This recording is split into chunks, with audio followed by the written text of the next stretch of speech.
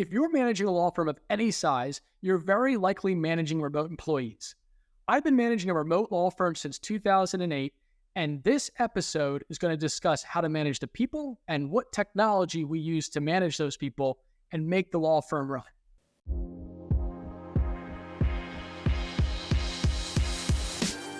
Welcome to the Josh Gerben Show, because law school didn't teach business.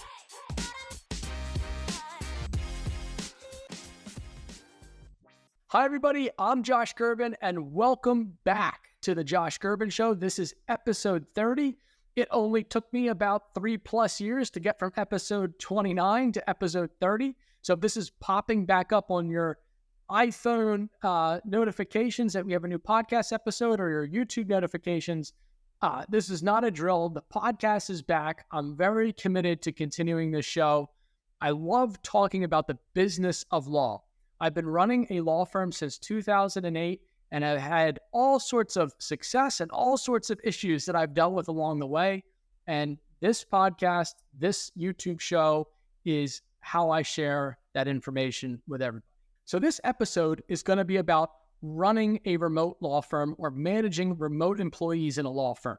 And that is because since the pandemic, many of you are probably working remotely or managing people that work remotely, and that brings about really unique challenges. So my law firm, Gerben IP, has been basically remote since we started in 2008.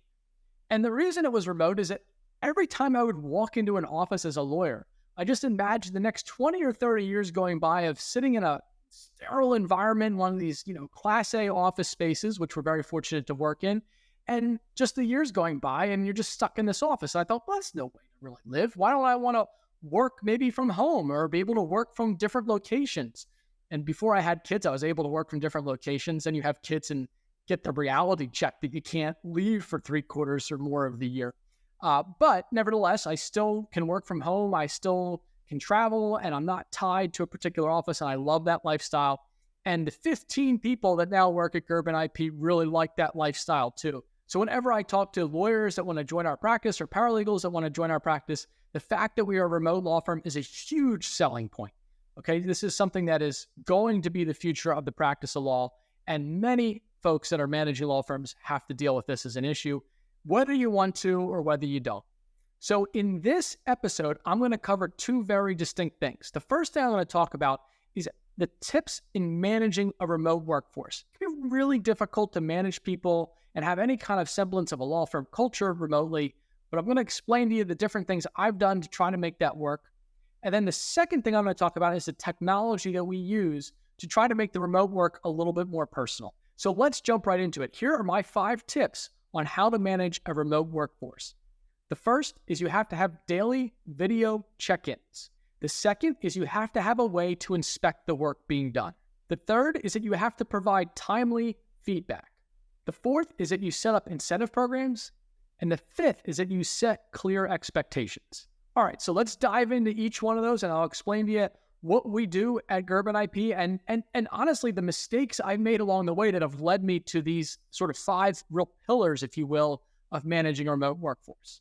So the first is this idea of daily video check-ins. Now, I say video because so many people are Zoom adverse these days, and I get it. I actually hate being on Zoom, or I hate being on camera. I'd rather get up from my desk and walk around and talk to somebody on the phone.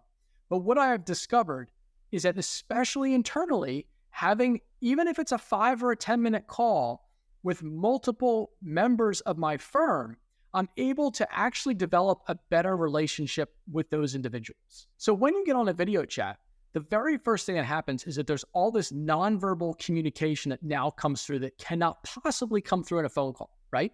And people start to get your mannerisms, they start to get you a little bit more, and you get the person on the other side of that call a little bit more, especially if it's a daily thing. If it's 5 days a week for 5 or 10 minutes a day, you would be surprised how much better you get to know somebody and how much better they actually get to know you. So this way here, when a problem comes up where you do have to talk over the telephone, you're much more on the same page as people. And ultimately, we're in a human business, and the lack of human interaction in remote work is the number one problem. And so I actually violate this rule every day because it's impossible for me to get on a 10-minute video call with 15 different people a day right now. But what we try to encourage is that if I'm not the one doing it, somebody else at the firm is, or people in the firm are cross-pollinating that way. And I am probably on a video call with 4 to 5 people in our firm per day. And that's about my max. Like we all have limitations in how much we can take. But I have found that with the people I'm talking to every day, the relationships are getting better. The work is getting done better because they understand what I want. I can communicate that a little bit better in a video call than I can any other. I can't send an email and communicate what I want like I can over a video call. So this takes a little bit of work. It takes a little bit of effort saying, hey, I got to actually, throw on my shirt or my jacket or my, whatever it is you're wearing in your video calls. And I got to actually comb my hair. I get it. Nobody wants to do all that stuff all the time. But it is something that if you do it on a daily basis and make it a habit, it just happens. And it does wonders for your team and wonders for feeling connected with the people in your firm. So my second pillar is make sure you have a way to inspect work. I had a really good family friend growing up. His name was Gary. He was my dad's friend, but he kind of took me on as a second son, still to this day. And he had a saying that I will never, ever forget. And that is, Josh, you get what you inspect, not what you expect. And that's very true. And I don't say this is a negative thing on anybody that's ever worked at my law firm or anybody I've ever worked with. But you have to have a way to inspect work. Because if you're not inspecting work, you really don't know what's being done. You don't know if somebody's having a problem or not understanding something, if the work product might need to be coached up and they might need to do better. You might have to actually train them a little bit more, or do some retraining on things. These are all very natural things that happen in any organization that isn't a law firm, let alone in a law firm where work product is so important. So whether it's you as the law firm leader or you have different layers of management, if you have a remote workforce, you have to be inspecting the work. Now, this can be inspecting emails that go out. This can be inspecting whether or not somebody's getting back to clients quickly enough. This could be inspecting the final work product that they have. And you might say, well, this seems kind of obvious, but it's not just inspect the final memo that someone creates. It's how are they working day to day? Are they taking care of the client the way they should be? That you might have a better idea of if they were in the office with you. Are they improving? Is their work product getting better over time? Are their emails to clients or others in the firm done well? Do they communicate clearly? All of these things you have to be able to inspect. Otherwise, you really have no idea how someone's progressing in your firm. And this is a really hard thing to do. I'll be honest. It's really easy to get lazy and say, hey, I need this done, send an email and expect to get an email back in a week with the project complete. Workflow typically doesn't happen like that. And I have to take time at night and on the weekends when I'm opening up a matter that someone's worked on. I can go into our system and I can see all the communication on a matter. And I can see, were we getting back to the client quickly enough? I can see, how do the emails look? Were they clear? Were they concise? Were they well done? Were they thoughtful? I can see all this stuff, but I have to actually take the time to go seek it out and look for it. And if you don't have a way to do that, you really need to develop that way, because it's super important to make sure that your team is doing the work that you're expecting. And if you're not inspecting, you're just opening yourself up for somebody not doing what they're supposed to do. And then you're going to have a problem that's going to rear its head before you know. And this way here, if you're constantly inspecting, you try to avoid those problems. It's a big one. It's really easy to get lazy on it, but I strongly suggest you have a system set up where you can, again, you're not going to inspect every last thing that gets done in your firm. You can't possibly micromanage like that, but you can do spot checks it, and you can go employee to employee and make sure things look like they're happening in a good way. Over a couple months, you just rotate around and you keep an eye on everything. Okay, so my third pillar is something I am really bad at and trying to get better at, and that is providing direct and timely feedback. And direct and timely are the two critical elements here, because here's what typically happens. I find a mistake, something's happened in the firm I don't like, and I think to myself, okay, I need to address this. But I really don't want to send an email at 9:00 at night or on a Saturday to somebody and say, hey, you did this wrong, and I don't think this was done right, and da-da-da-da-da-da-da-da, right? I don't want to be that guy. But if I don't do it, then the person's going to continue to make those same mistakes.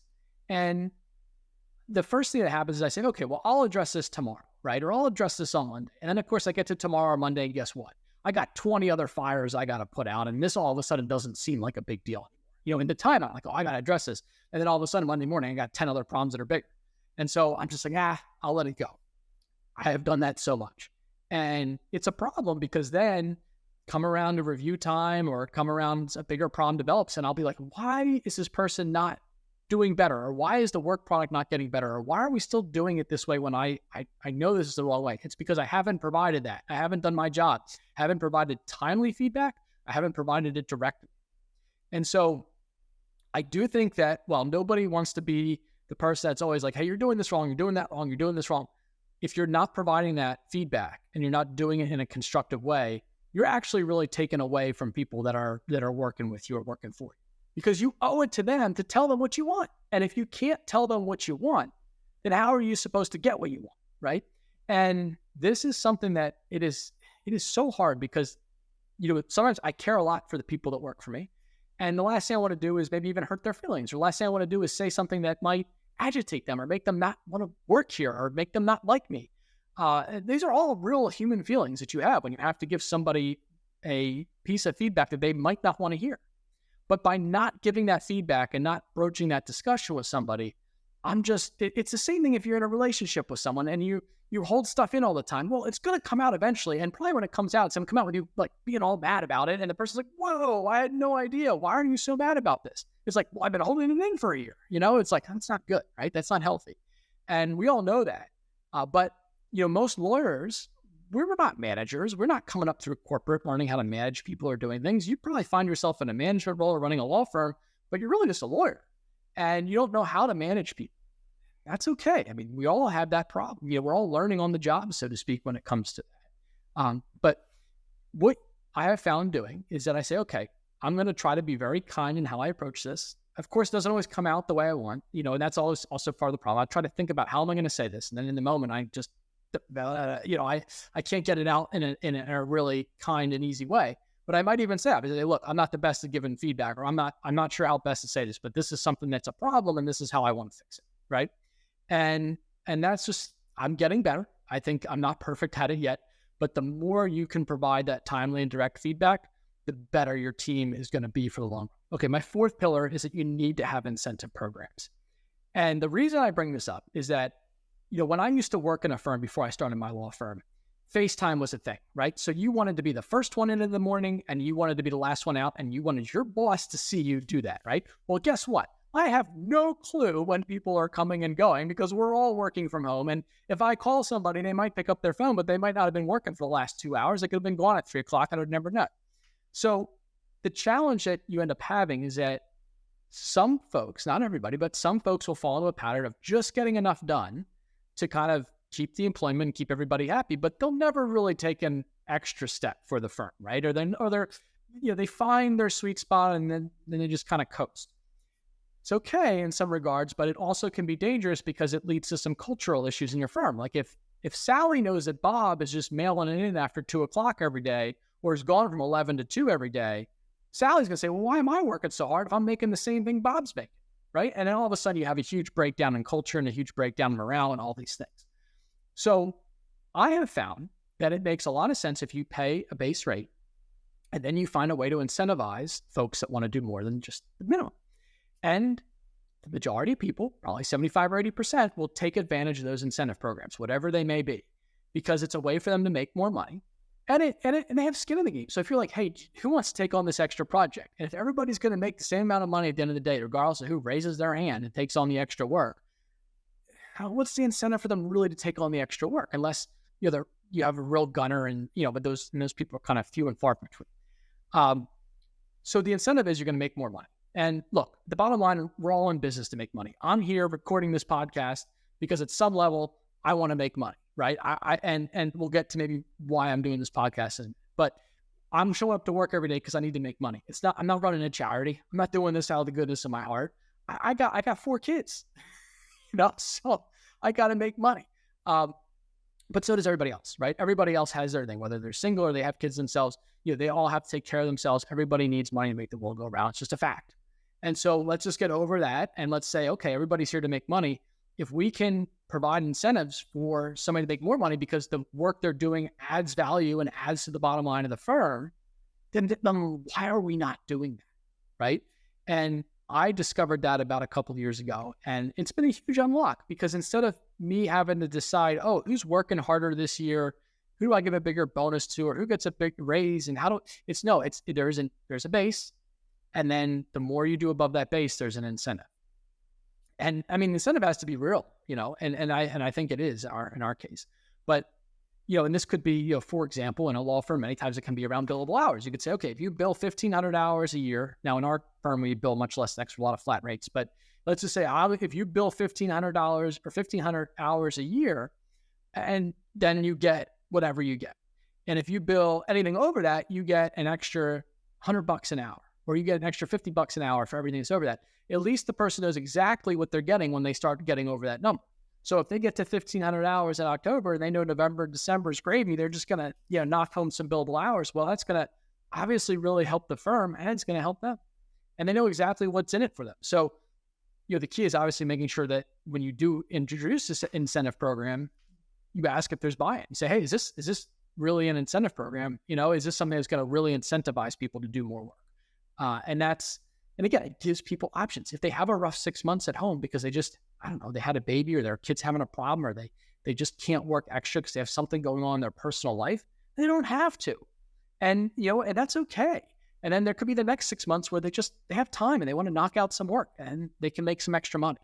And I have found that if you can incentivize people that way, when they're working remotely, you're still going to get the output, right? You're not in one of these situations where you're like, oh, I wonder if Bob's really working right now, or I wonder if Sally's really putting in a full 8-hour day. No, you don't have to worry about that, because you know what the baseline is, and then you see what they're doing above that baseline to get their incentive. And it makes a huge difference. It makes a huge difference in your confidence of what's getting done underneath you, and it makes a huge difference in the people that are working for you, because it gives them something, gives them a goal where they're not just sitting at their computer every day trying to get stuff done just to stay employed. They're actually, they have something to work towards. They have something that can, if they're hitting certain performance goals, then they get more money. And that's what we're all doing here, is we're here to make money. So, basically put those programs in place, be really thoughtful about those programs. And I think you'll see more productivity out of your current staff. Okay. So my last pillar here is to set clear expectations. This is also something I failed at. For example, like our office hours at our law firm are 8:30 to 6. I expect everybody to be available during those hours unless they have told us otherwise. But there are people in our firm that did not realize that was our office hours. That is my fault. I did not communicate that, right? Or I did not tell somebody else in the firm to communicate that to a new hire, or whatever it was. And so it's really important that you communicate your expectations of when people will be available, and they can tell you when they're not available too, by the way. So someone says, hey, I'm really going out of town this weekend. Like, don't try to send me something or call me over the weekend this weekend. You respect that. But at the same time, like, set your expectations on when you think they're going to be available outside, during normal business hours, and what that looks like.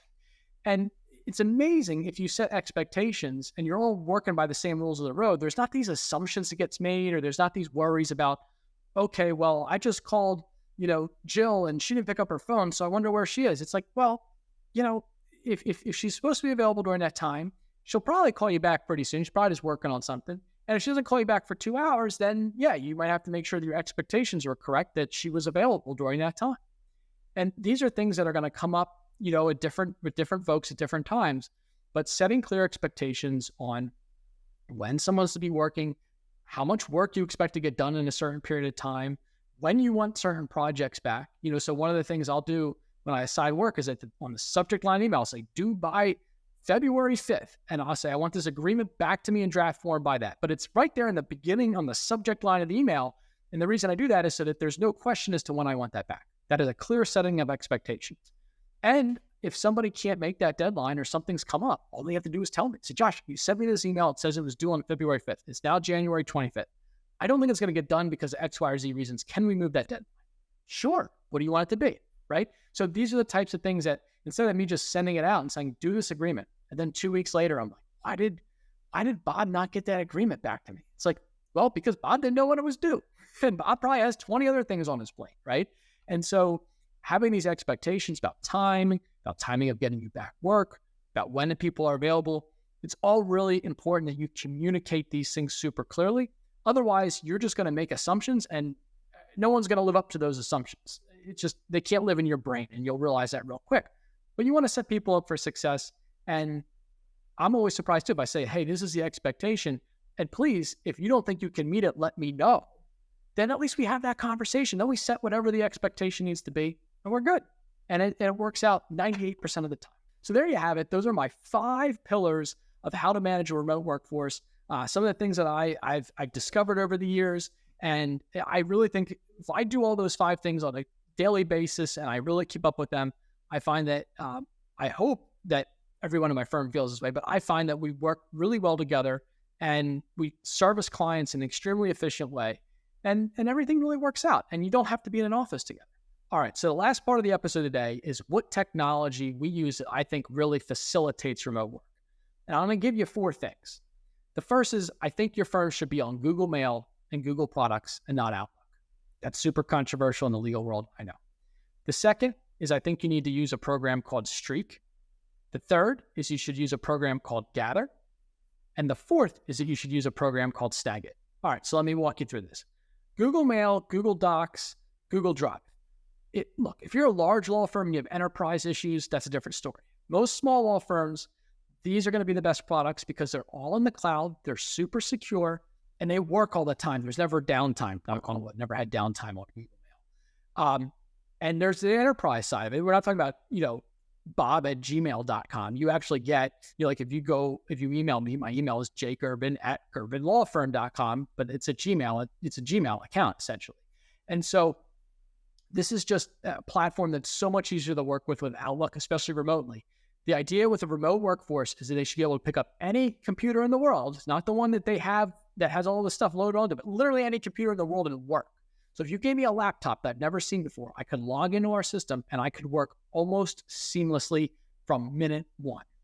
And that's critical because think about all the things that could happen from a lost laptop, damaged laptop, computer problem, whatever. You're not in a centralized office where people can just get tech support. They might have to be their own tech support, but at least if they can get a fresh computer that's working, they can just log in and continue to work and there's no downtime. And using Google really allows that. Now, the other program I would suggest is Streak. Streak is technically a customer relationship tool that lays into Google Mail. However, we've adapted it to essentially be our client file for everything. So take a look at this screen here. Basically, what you see is an outgoing email that I can send. And with every email, I can open up a Streak box right next to it. And I can see everything from the notes we have on this file. I can open up any upcoming deadlines or tasks that are due for this particular client. I can see who the attorneys are assigned to it. I can see all the information that I might want to see about this file. Every time I open an email, I can just have the digital file right there alongside it. It is an invaluable tool for me to be able to work through a lot of different files and know what's going on. It also, again, from a remote standpoint, if I set something up and I put notes in it, and then my associate opens up that same file 10 minutes later, they'll see all the notes, they'll see every task that's been assigned, they'll know if I'm running the show or if my partner's running the show as the managing attorney on this. All that data is right there for everybody to see around the firm, and it's always right there when you open up an email. So it's a super easy tool to use, and it's something that has made a huge difference in the efficiency of our firm, especially in the remote situation that we're in. The third item I would recommend you look at is Gather. Gather is a really cool thing, especially if you grew up in the 80s, because when you log into it, it's basically like you create this virtual office. And when you log in, you get a little avatar guy, and you sit in your office, and you can walk around, and you can go in everybody else's office. So if I want to talk, if I have Sally, and I need to go say, hey, Sally, what's going on today? I need to ask you a question. I take my little avatar, walk over to the office, I hit a button, it rings on her computer, and then a video chat pops up. So we don't have to exchange Zoom links or Google links or whatever. All I have to do is literally walk in our office and we have an instant chat. And by the way, if 2 other people want to join us from the firm, they can just walk in and join our conversation. So it is an amazing tool for being able to directly communicate instantaneously with your team. You can also see who's available. If someone's in a meeting, they can put there in a meeting, or whatever it is. But as long as you're logged in together, someone needs something from you, just like walk into your door and knocking on it. And the next thing you know, boom, there you are talking to everybody. I love that tool. I think it's something that works really well in managing a remote workforce. And the final tool I recommend is Snagit. Snagit, it's like a screen capture software. So the idea is that if I want to explain something complicated to somebody and I can't be in the same office with them and show them all the documents or show them my screen, I can record my screen and talk into the microphone and say, here's what I'm working on. And I show them my screen. I can bring in different windows. I can say, this is what we want to do. And here's the different terms we might want to do. Or here's some issues that have come up with this and we need to think about. and I can literally record myself, record my screen, and send that recording to someone very easily. Just send them a link. They jump in, they look at the video. And so if I have a complicated project to hand off, I'm not just typing an email up and sending it out and hoping that whoever gets on the other end can figure out what my email says. I'm actually doing a show and tell. And that works extremely well internally. It also, by the way, is a great thing to use with clients. Like if I have a complicated thing to go over with a client, I use Snagit, I send them a link to the video, and it's like, oh my God, Josh, that was so helpful. And now I know exactly, what this is about. So I would recommend those 4 things for you. Give them a look, and I hope it's helpful in your practice. All right, everybody. Well, I hope you enjoyed episode 30 of the Josh Gerben Show. I'm so happy to be back. The one thing I want to let you know about is that our law firm is a IP-only law firm. So we do trademarks, copyrights, and patents. We offer a referral fee for other lawyers who refer us work. If you have IP work that you cannot service in your firm, that is an ideal situation for us because we could pay you a referral fee for that work. We can work with you and your client, keep that relationship with you, and deliver really, really good service to the client on the IP side. And it's extremely seamless, for your client. You don't have to be going and trying to find another law firm. We're just right there and can plug in and help your client out. So if you ever find yourself in need of that, you can always feel free to reach out to me. My email address, we'll put it on the screen here. It's just jgerben@gerbenlawfirm.com. And of course, if you have any questions about the business of law, I'm always happy to talk shop. Please feel free to reach out. I'll see you next time.